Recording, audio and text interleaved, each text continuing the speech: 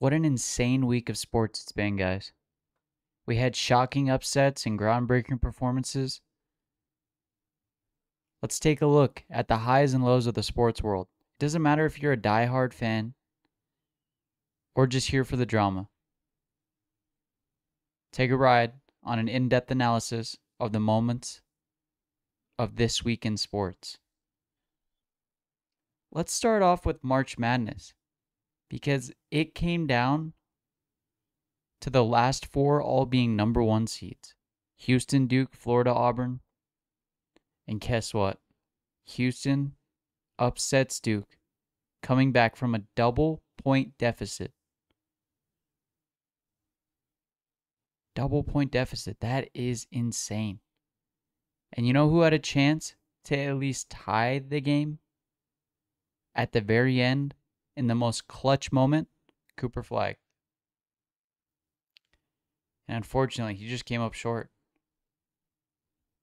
I won't lie. I don't think many people expected Houston to win or even have a chance. But I guarantee 0 people would have expected Houston to beat Duke after trailing by more than 10 points. Duke lost. They did. And you know who else lost? The public. Man, the public lost this week. 40% of the public backed Duke to win. And that was prior to the tournament starting. So once again, the books capitalize off a large public backing. I just thought that was an insane statistic, you know? Very rarely, very rarely do large public backings hit, because if they hit on more than a rare occasion, the books would lose so much money. They capitalize off you losing. And boy, did we, the public, lose this week.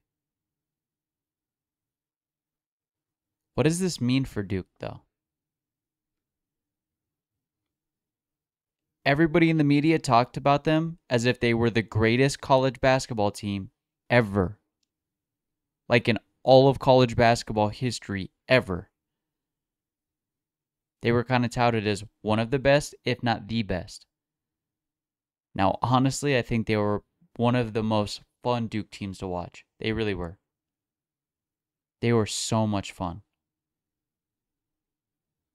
And who would have expected a Coach K-less Duke team to be talked about so highly? I didn't expect it.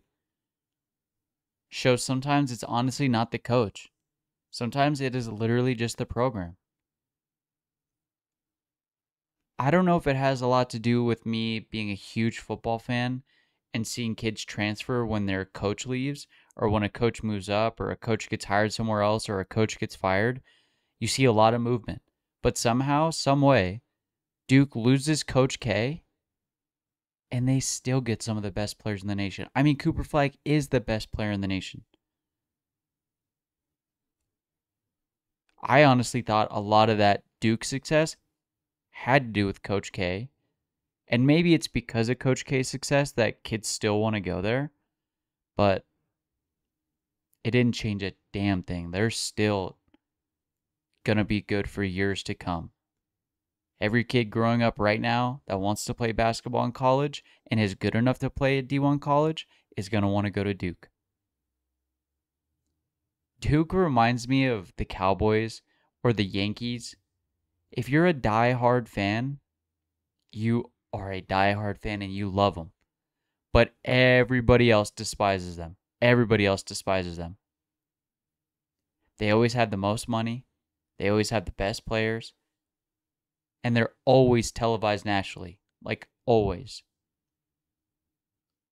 In this game against Houston, Duke didn't play bad.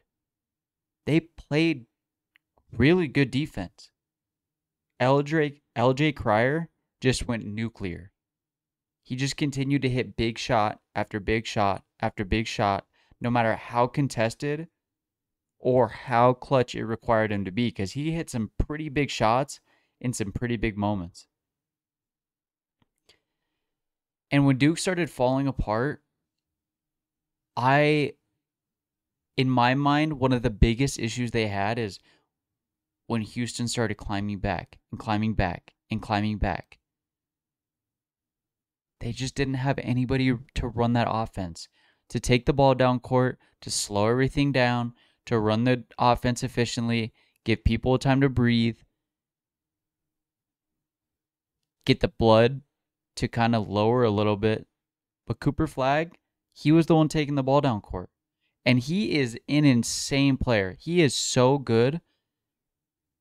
But as good as he is, I don't think he has the clutch gene. Sometimes you see it with players. Not every player who has the clutch gene is the best player on the team, you know? Sometimes you have to give the ball up to the person who's going to hit the shots in the big moments when it counts. I don't think Cooper is that guy. And maybe it can be a learned skill.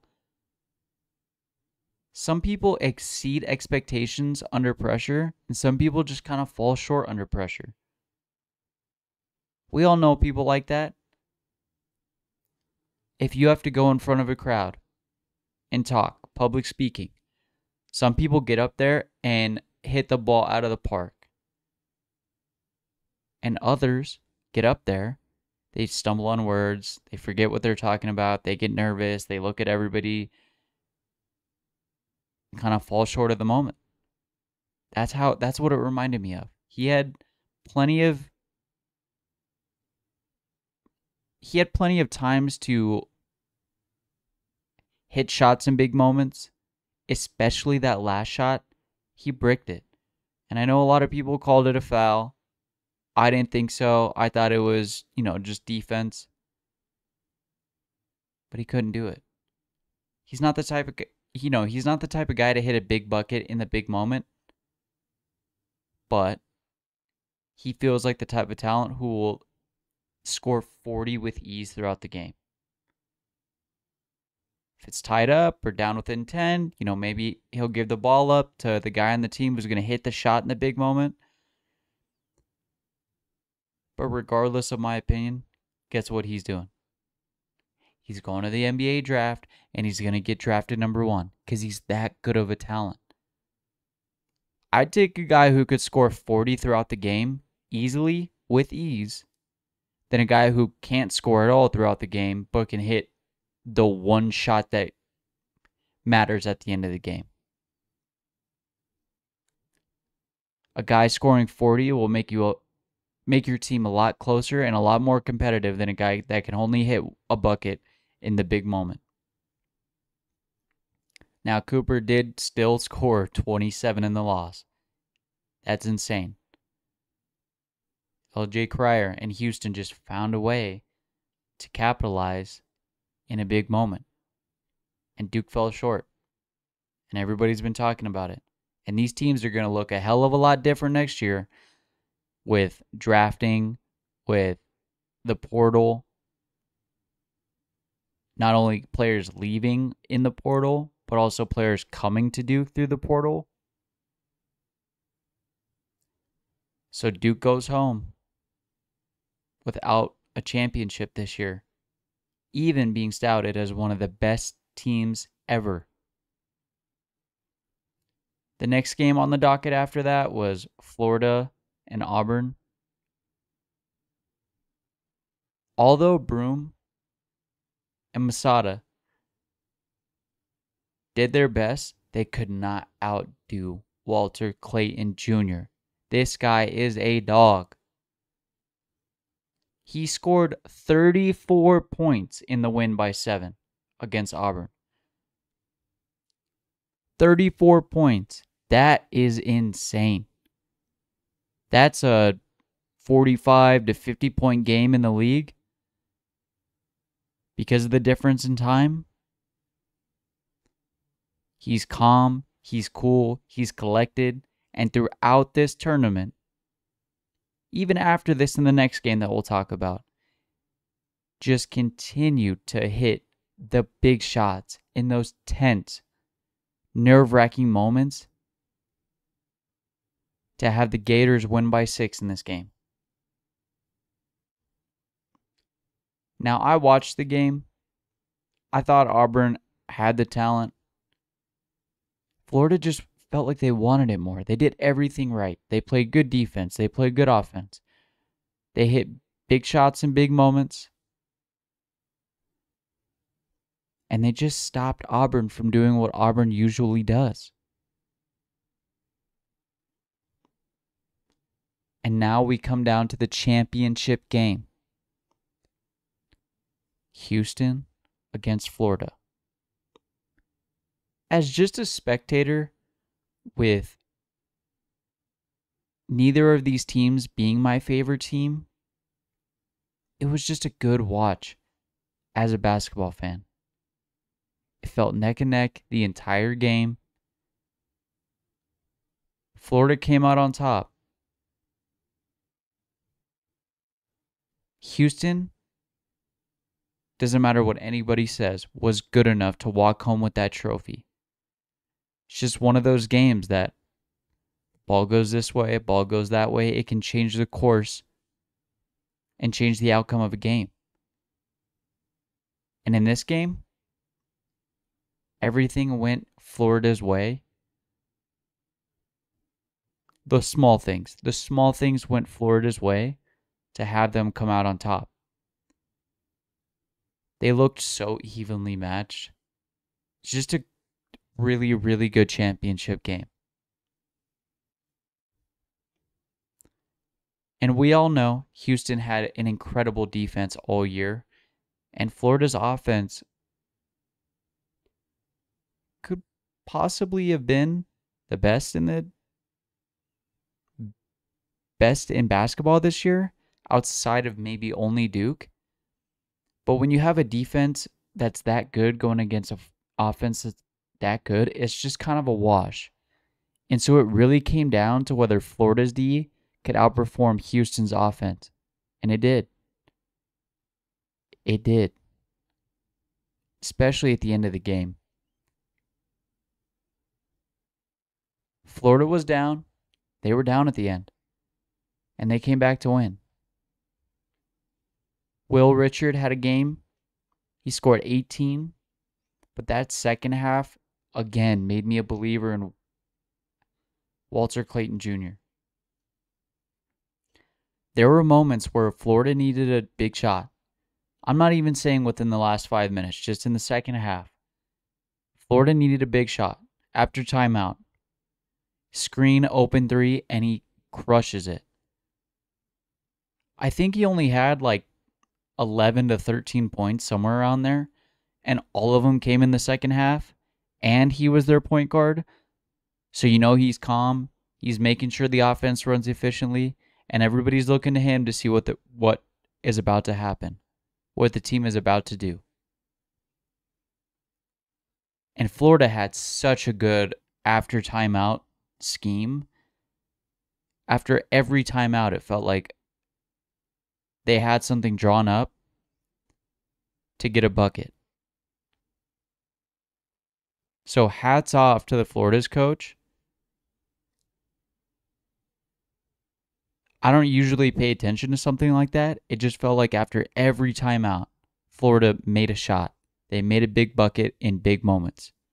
LJ Cryer had 19 points in the loss. The Gators, with the youngest head coach at 32 years old, made the Florida Gators on top and this year's NCAA men's basketball champions. It's crazy how literally every single one of these teams is going to be so different next year. I'm sure that's what makes it exciting about college basketball, is that it can change so much from year to year. Imagine watching an NFL game, watching an NFL season, watching a NBA season, MLB season, and knowing 50% to 75% of the team at the top are going to look a lot different. Wonder how much that would affect viewership. I know we get some changes here and there. I know there's off season. People switch teams all the time. But 50%, 50 to 75%, would that make people watch more, or would that make people watch less because there would be such a difference in the team? If you told me as an Eagles fan that next year you're not going to have 75% of the players, it would make it hard for me to want to watch. I love Saquon. I love Jalen. You can invest it in the team. You can invest it in the top players. And to not see them on the team, ooh, that'd be tough. But that's me. I'm not sure how it would be for other fans.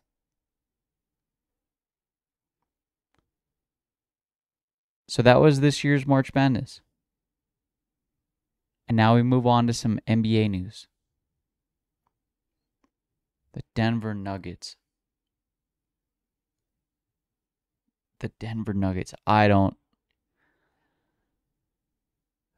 This one's frustrating to me. I'm not a Nuggets fan, just a sports fan. This is something I don't understand. I don't get it. I don't see how what happened can create such a difference, especially at the end of the year. Jokic, who we'll get into. But the Denver Nuggets fired Michael Malone. Michael Malone, their head coach, with less than, 10 games left? And the Nuggets, they're the number 4 or 5 seed in the West right now? You gotta be kidding me. I understand the Nuggets have not met expectations the last year or so. But after a 4-game losing streak, they fire Michael Malone. A championship-winning head coach, mind you. With the same Nuggets team, especially the same Big Four they have now, Michael Malone was the head coach of. And they fire him right before the playoffs with a team that's not even in the play-in tournament. They will be in the playoffs. You know what happened days before this? The Nuggets are just above 500 this year at 42-37. But you know what happened right before this? Jokic has a 60-point triple-double. This guy is a motherfucking problem. The game against the Timberwolves, with Jamal Murray out, his team wasn't really giving him much. It goes to OT. And it came down to Russell Westbrook breaking a shot and then fouling on a 3-point buzzer beater. You gotta be kidding me. Russ, what are you doing? The one thing you do not do on a buzzer beater shot is foul. As a fan, nobody wants to see a game that neck and neck come down to if a guy can hit a free throw or not. These guys practice free throws all day. All day. He shot 3 free throws, so he didn't make the 3.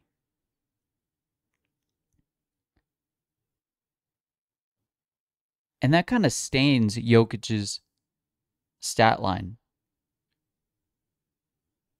It was all Jokic, all game for the Nuggets. 60 points. He had 10 boards, 10 assists.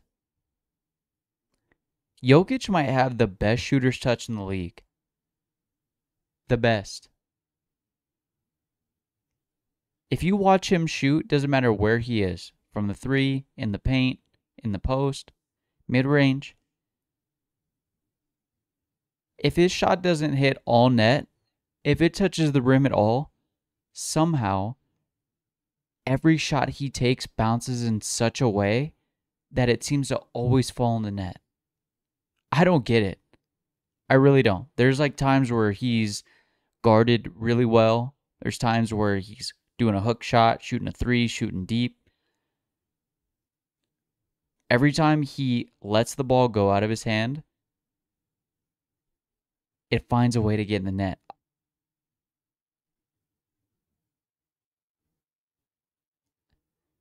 Ten assists and 10 boards. I mean, he did it all. 60-point triple-double is insane, and he's not even a guard. He's not even a guard. He's a big man. He's a big man. As much as Jokic looks like he doesn't care on the court, to me, he's one of the 5 most electric players to watch in the NBA. Game in, night out. Jokic is so much fun to watch.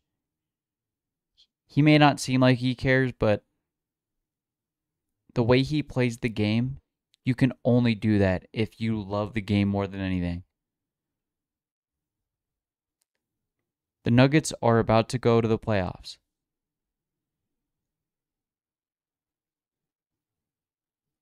And although the record didn't reflect years past, you could still feel and sense glimpses of that championship winning team. Quite possible that it's just because it's the same big 4 in the lineup. And I'm not an owner, but firing a head coach this late in the season, I seriously don't understand. I don't get it. This team's going to be playing in the postseason. Malone won a chip. He's been there before. If you're the owner, why not just take a chance on him being able to figure it out throughout the playoffs, to go on a run with a team that's done it before? I guarantee you're more likely to have a better outcome if you just keep the same coach in there than you do an interim head coach being able to go on a run with a team that he's never been the head coach of before. It's the same with the Grizzlies. The Grizzlies are going to be in the play-in, quite possibly in the playoffs. You fire the head coach right before the playoffs. I don't see how that creates a good outcome for the team. I don't. If it were me, I would just wait until after the season ends. That's when you're going to find your coach anyway. You're not finding your next head coach mid-season. You're not. If there was such an incredible coach not coaching right now and sitting on the couch, guess what? One of these teams would have already picked him up before. The reason all these coach firings and hirings happen at the end of the season is because it ends up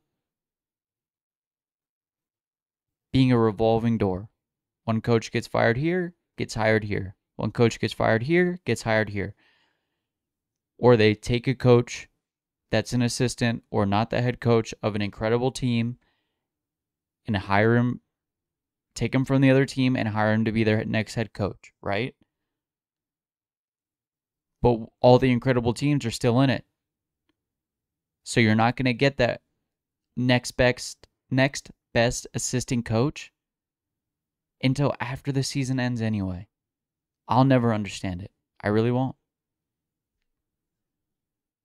But you have the Grizzlies coach getting fired, the Nuggets coach getting fired, and Luka Doncic getting traded mid-season for Anthony Davis and a bag of chips. It's been one of the craziest years for NBA storylines. Seriously, it really has. The next thing I want to talk about is the NBA playoffs. If you look it up, the Oklahoma City Thunder are 13-1 favorites to make round 2. The Grizzlies and the Timberwolves, both decent underdogs to make round 2. Underdogs. The reason I bring up underdogs is because the playing game would be the 7-seed Grizzlies against the 8-seed Timberwolves. And whoever wins that, do you know who they play? They play the number 2 seeded Rockets. I know neither of those teams' record backs or reflects my opinion, but you don't think Ja Morant, Desmond Bane, and them Grizzlies, or an Anthony Edwards-led Timberwolves stand a pretty damn good chance of beating a young Rockets team in the first round of the playoffs? I would take a chance on either of those teams being able to upset the Rockets. Now, the Rockets have an amazing record this year. Ime has done well with them boys, but they're young and they have such limited playoff experience. I mean, outside of Ja getting suspended for a year, both Anthony Edwards, Ja Morant, Desmond Bane have been in the playoffs like every year. They've taken teams down to the wire. Anthony Edwards has made it far in the playoffs.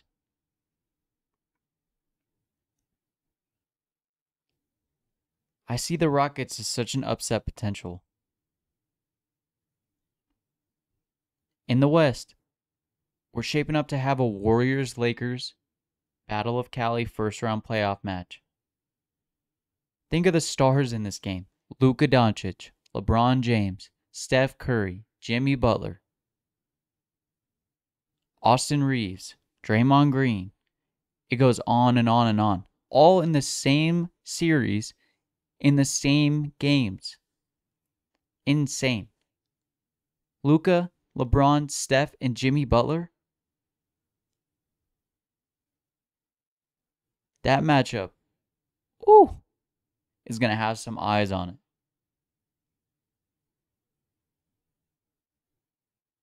The West matchups, they look juicy this year.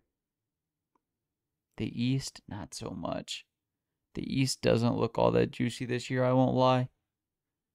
It feels kind of lackluster. The Knicks facing a young first-time playoff Cade Cunningham-led Pistons team. The Celtics against an underwhelming Magic or Hawks team. I think people expected the Magic to be a lot better this year. They weren't.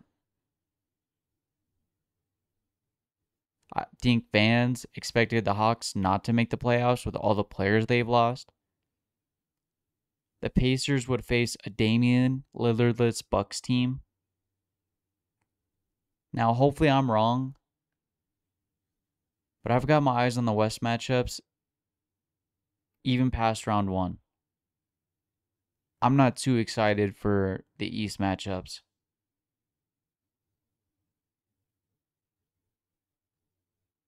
The next storyline, Ja Morant gets fined $75,000, $75,000 for that shooting gun celebration.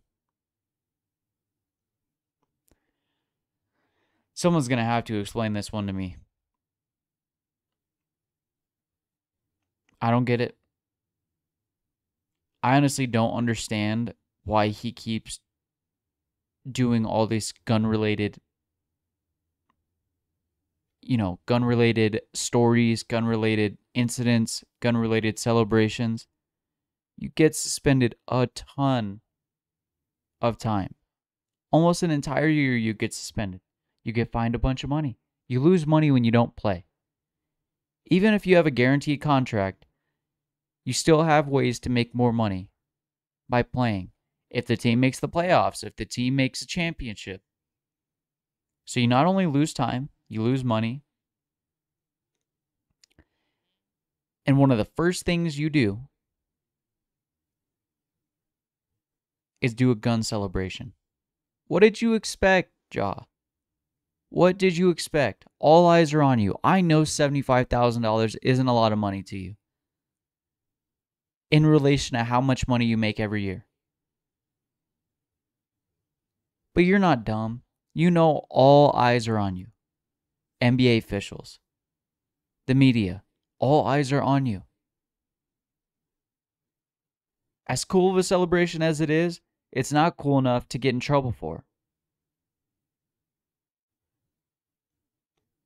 But if he's willing to get suspended an entire year for a gun incident, you really think $75,000 is going to do anything? He got suspended an entire year, does it again. You really think $75,000 is going to do anything?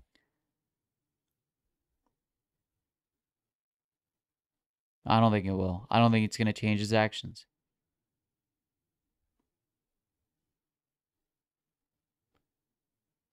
Think he'd be able to read the room. After all the fines, all the time lost, all these storylines of regression. Coach gets fired, teammates fighting courtside. The Grizzlies feel like somewhat of a disaster.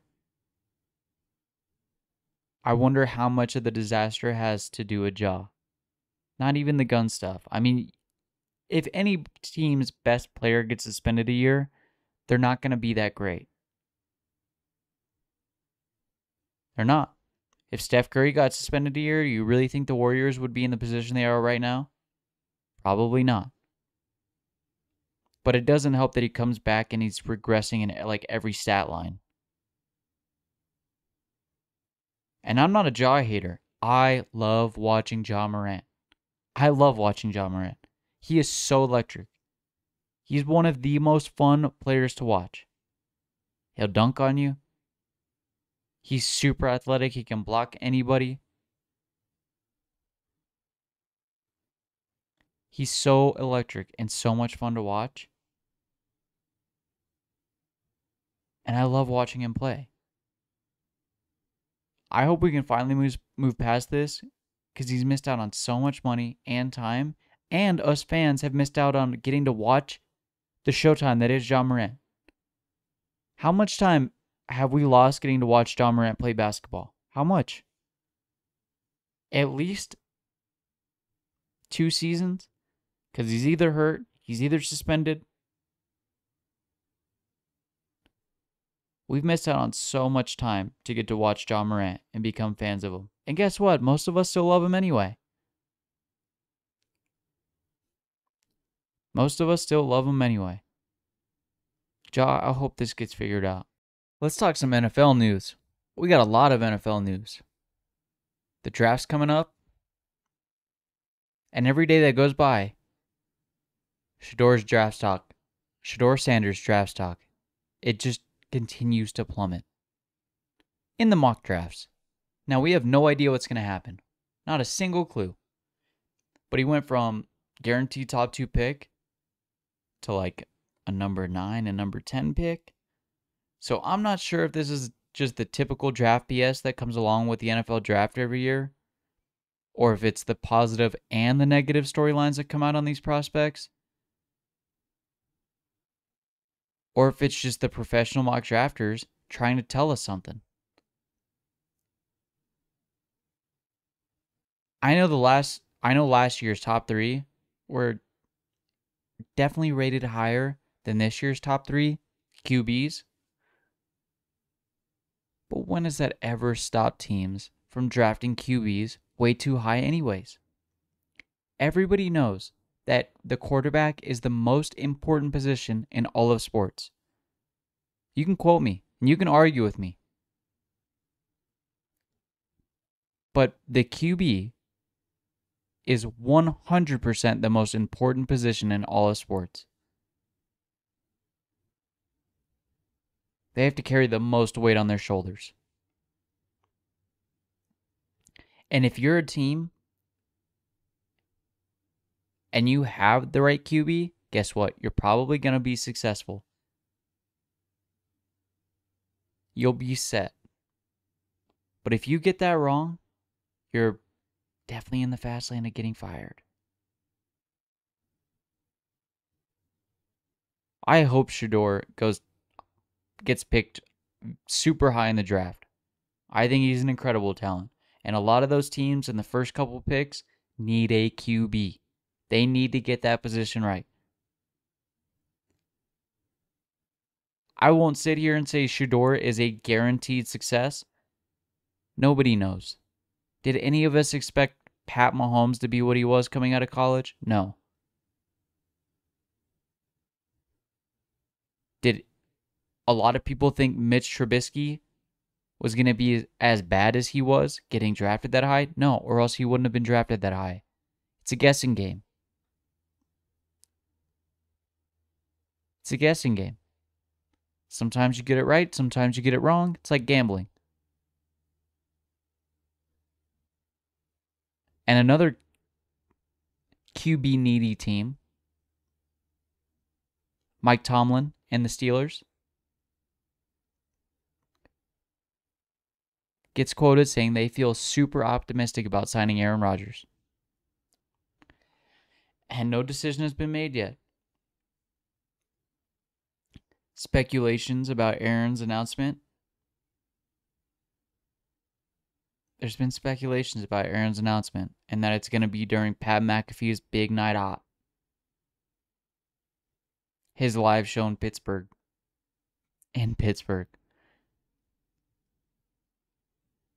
And I know everyone in the media would crush Aaron Rodgers if he does that. If he waits to announce his signing during a live show.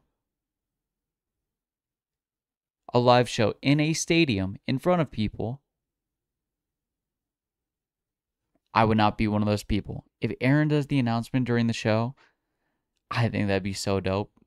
And I think it would also be so damn funny. Aaron is the type of man who always wants to stick it to the man, you know? He goes against what everybody else says. He does things in a fashion that nobody else would do. And to toy with $1 billion business by stringing them along, awaiting a decision to sign, and then announcing your decision, like if it were a gender reveal, in front of an entire stadium filled with people? Is there any better marketing than that? How much bigger of an announcement could you get? The amount of publicity, the amount of hate, the amount of people in the media talking about it, the amount of people on Twitter talking about it the next day. If you were a team, would you not want that over just an Instagram post that's going to do no numbers and do nothing for jersey sales, for marketing? I think it'd be hilarious, and I hope Aaron does it. And during the time of this recording, is Pat's live show is on currently. So no, if it happened during the show, it happened after recording. But I do think it'd be hilarious, and I do hope that happens. Especially a live show in Pittsburgh. Can it get any better? Some more quarterback controversy. Michael Penix Jr.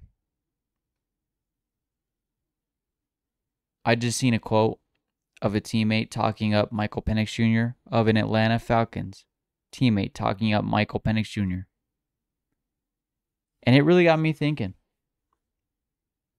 If teammates are talking so highly of Michael Penix Jr., I don't think Kirk Cousins is going to be a Falcon next year.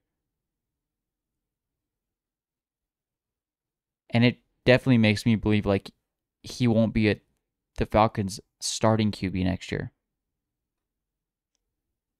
If Penix were going to be the starting QB this year, why? If Michael Penix wasn't going to be the starting QB this year, then why else would teammates be gassing him up? Why else?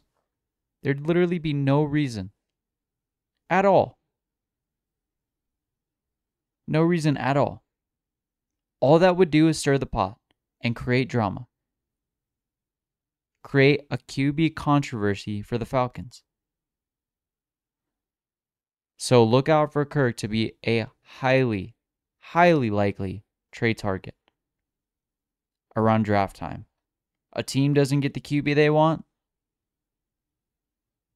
think Kirk might be on another team next year.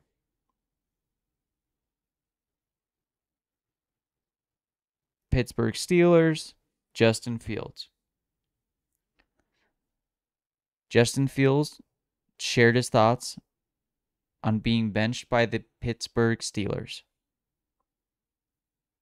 This is everything he said. I'm going to read it word for word. It was, of course, different for me, and a space where I wasn't necessarily comfortable. Coach Mike Tomlin made a decision he thought was best for the team, and I'm never going to go against that. I'm not a selfish guy whatsoever, so I try to change my perspective, get better each and every day in practice.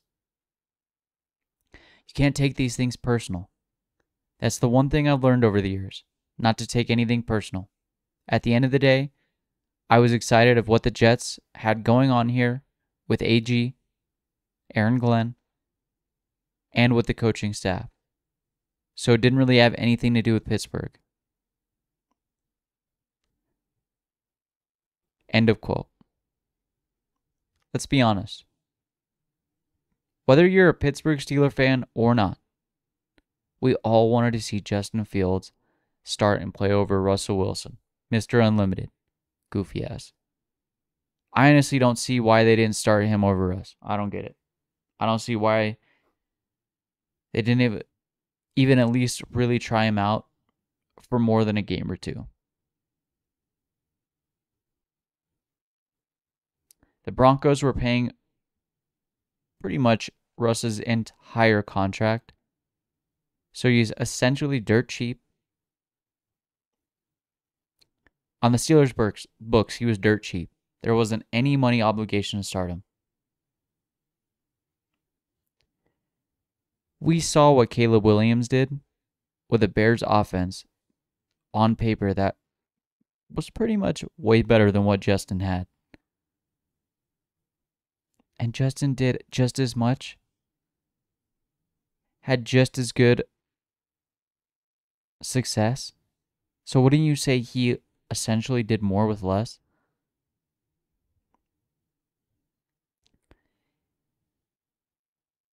And he's just so damn fun to watch. I love watching Justin Fields. There's something about him. There's just kind of a swagger about him.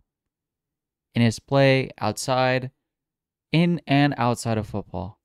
He's got that aura, that swagger.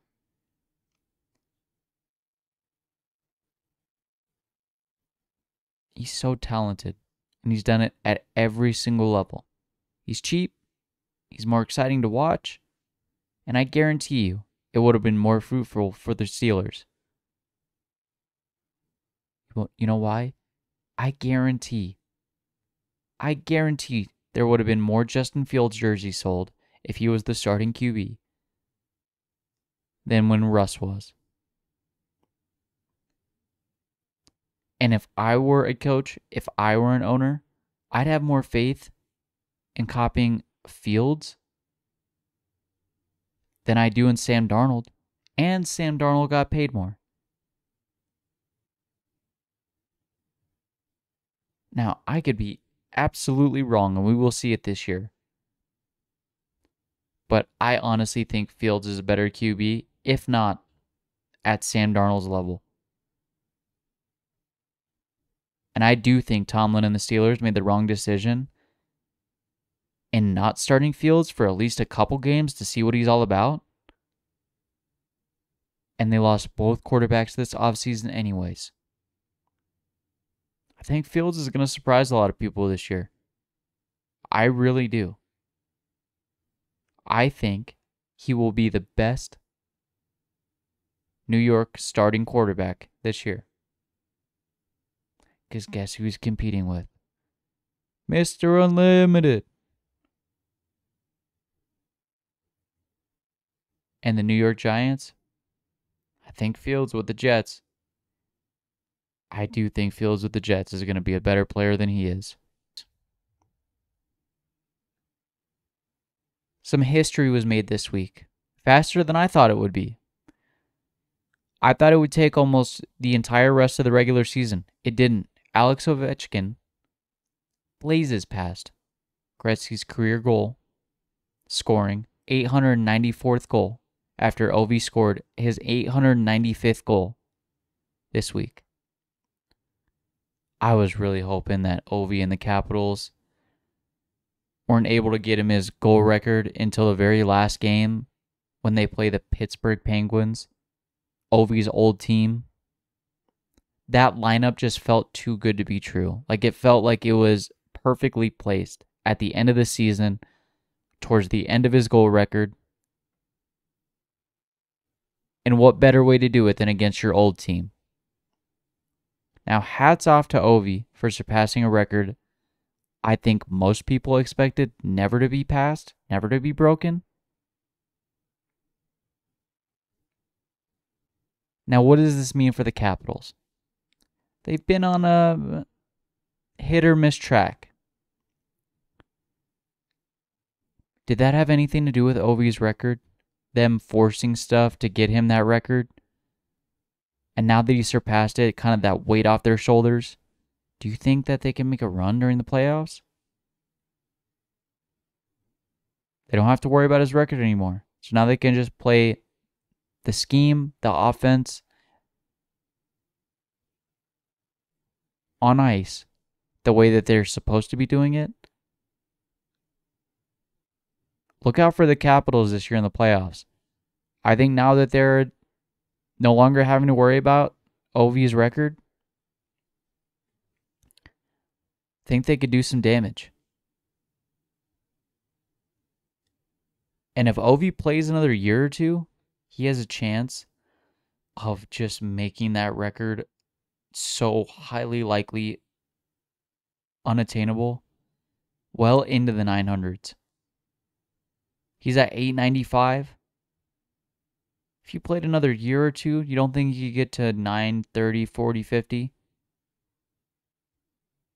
It would make it nearly impossible to break that record. But at this point, you can never say never because he just passed a record we all thought Gretzky would hold forever. And here we are. So hats off to Ovi. That is an incredible feat. I was hoping it was against the Penguins, but doesn't matter when it was. Insane. 895 career goals. Insane. Insane. And now we move on to some MLB news. Another Pittsburgh team in the headlines. Paul Skeens, the cover of MLB. And the Pittsburgh Pirates have just been off to a shitty start. A shitty start. They are so well below 500. I know it's just the start of the season, and I know they can turn things around. I wasn't expecting them to start that slow. I expected the Pittsburgh Pirates to be right above 500. Not an undefeated team by any means, but definitely not below 500. They've lost so many games. I hope they can turn it around because that's somebody I want to see when playoffs come. Paul Skeens in a big playoff moment. What more can you ask for? Cover of MLB The Show. Making his playoff debut. They'll figure it out. At least I hope so. I've been wrong. I thought they would already have it figured out, and they haven't, so. Some other MLB news. Vladimir Guerrero Jr. signs a 14-year, $500 million contract. The $500 million number is big. But over 14 years, do you know how much money that is? $35 million a year. They must have a ton of faith in his long-term ability to play 10 plus years, let alone 14, in the grand scheme of players is so unlikely. I wonder how that compares to the average time most players spend in the league. In the MLB, in the NBA, in the NFL, 14 years, it's got to be in the top 1% of players that actually make professional sports. Does he deserve the $500 million? Abso-fucking-lutely. I will never dispute that. But 14 years, that's a lifetime deal as an MLB player. That's a lifetime deal. And I don't know how he's going to look in 5 years. But 3 times that amount of time in almost 15 years, that's 14 years in the same city, making the same amount of money. $35 million a year might be a lot now, but in 10 years, is that going to be a lot of money, or is that going to be a really good player underpaid? 14 years is a wild contract. He deserves it, though. He deserves all that money. I'm worried Vladimir made a mistake signing for that long. 14 years, that's so much money and so much time. If your job came to you and said, we'll give you this insert big number here, but you have to stay here for 15 years, that's 15 years of the same people, the same thing, over and over and over again every day. You really have to sit and think about that. But I'm happy for Vlad. I'm happy he got paid. And I hope in 10 years, that amount of money each year isn't an underpayment. He's one of the few players in the league that deserves all the money. Thank you guys so much for watching today. I really appreciate it. And if you enjoyed any part of this podcast, feel free to like, subscribe, leave a comment. Go follow any of the socials. With all the Masters this week, playoffs starting soon for a couple of leagues, NFL offseason, we have so much more to talk about each and every week. I love sports. I love talking about sports. And if you do too, feel free to let me know. Hope you guys have a great rest of your week, and I'll see you guys next week. Have a good week, guys.